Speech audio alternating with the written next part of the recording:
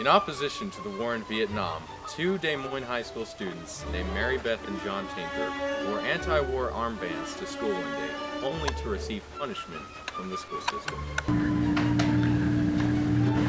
Hey, John. Okay, Mary Beth. Nice armband. Nice armband. Your armbands are against school policy.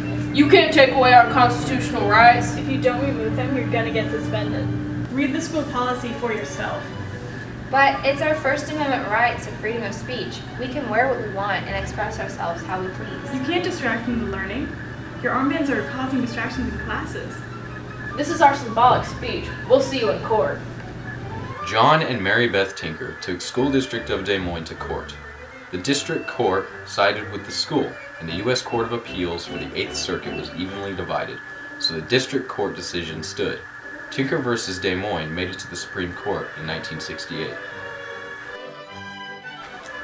We will now hear the defendant's argument. Thank you.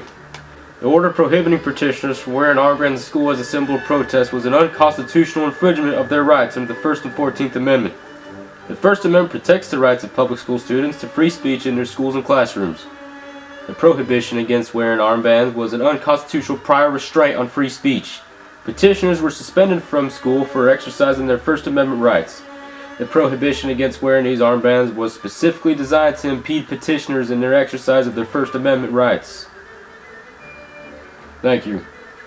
The regulation of respondent school district under the existing circumstances was reasonable and did not deprive the petitioner of their constitutional rights of freedom of speech under the United States Constitution. Disturbances in the school are properly measured by identical standards used to measure disturbances in the street, and eating houses, and bus stops.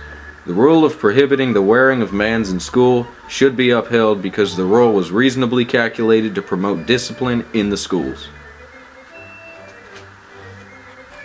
The Supreme Court's decision was made, saying that the students wearing the armbands were simply practicing their symbolic speech rights, and that the school had to prove that them doing so materially and substantially obstructed school operations. However, there was conflict in the Supreme Court. Some said that the students wearing the armbands distracted other students from their work, thus obstructing school operations. In the end, the Tinkers won the case in a 7-2 vote by the Supreme Court. This case would change the way of schooling in America for years to come. Wow! You got that time, buddy. Yeah.